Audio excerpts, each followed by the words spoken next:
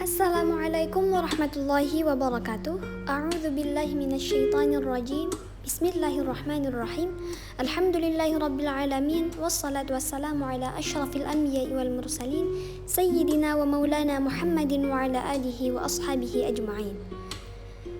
Pada video kali ini bersama saya Izka Izati dari PKU Putri Antasari angkatan 2020, kita akan membahas mengenai babut taukid. Kita masuki ke pengertian. At-taukidu tabi'un lil mu'akkadi fi raf'ihi wa nasbihi wa khafdihi wa ta'rifihi wa yakunu bi alfadhin ma'lumatin wa hiya an-nafsu wal 'ainu wa kullu wa ajma'u wa tawabi'u ajma'u wa hiya akta'u wa abta'u wa absa'u. Taqulu qama zaidun nafsuhu wa ra'aytu al-qauma kullahum wa marartu bil qaumi ajma'ina. Jadi, yang dimaksud dengan taukid ialah isim atau kata yang mengikuti kata yang dikuatkannya, yang biasa disebut dengan muakkad.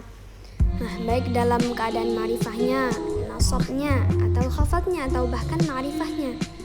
Taukid dalam definisi yang lain juga dapat diartikan sebagai pengulangan yang dimaksudkan guna menetapkan keadaan yang diulang tersebut di hati pendengar, supaya si pendengar tersebut yakin dengan apa yang sudah diucapkan. Nah, taukid sendiri mempunyai lafaz-lafaz khusus. Yang pertama ada lafaz an-nafsu yang artinya diri. Terdapat dalam contoh kalimat ja'a zaidun nafsuhu. Benar-benar telah datang oleh si Zaid dirinya. Maksudnya di sini adalah yang telah datang itu benar-benar diri Zaid. Seandainya tidak memakai kata nafsuhu, maka mungkin saja itu dapat diartikan bahwa yang datang adalah utusannya.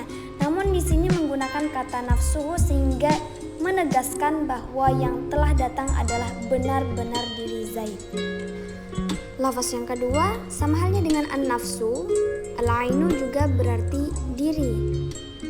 Contoh, ja'a Zaidun ainuhu. Benar-benar telah datang Zaid dirinya. Lafaz yang ketiga ada kullu, terdapat pada contoh kalimat ja'al qaumu kulluhum. Benar-benar telah datang oleh suatu kaum semuanya. Ini menegaskan bahwa tidak ada satupun individu dari kaum tersebut yang tertinggal. Semuanya datang. Benar-benar telah datang suatu kaum semuanya. Pada lafaz yang keempat ada ajma'u, sama halnya dengan kullu, mempunyai arti semuanya. Contoh, ja'al qaumu ajma'una.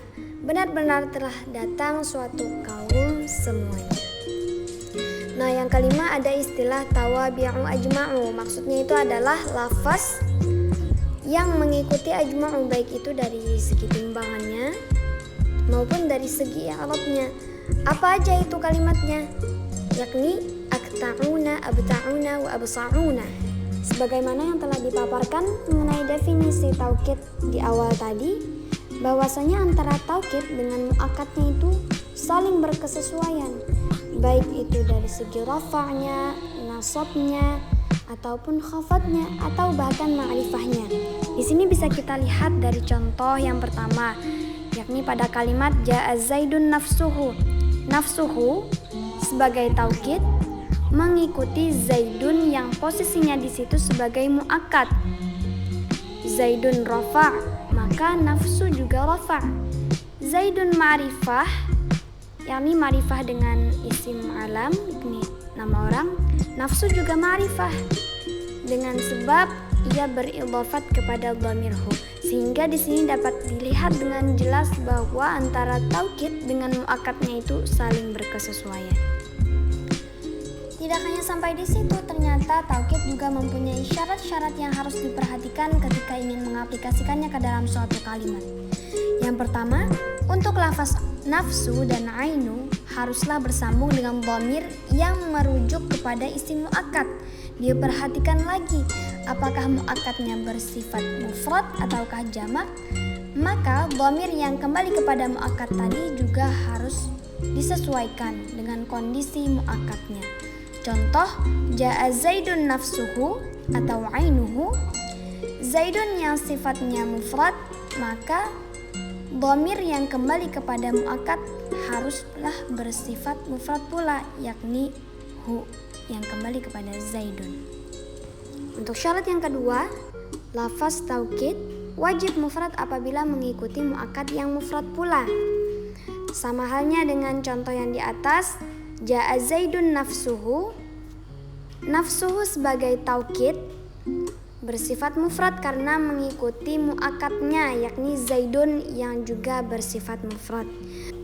Adapun syarat yang ketiga, dijamakan lafaz taukid nafsu dan ainu dengan wazan af'ulu apabila mengikuti muakkad musanna atau jama'. Contohnya, ja'at talamidu anfusuhum atau a'yunuhum.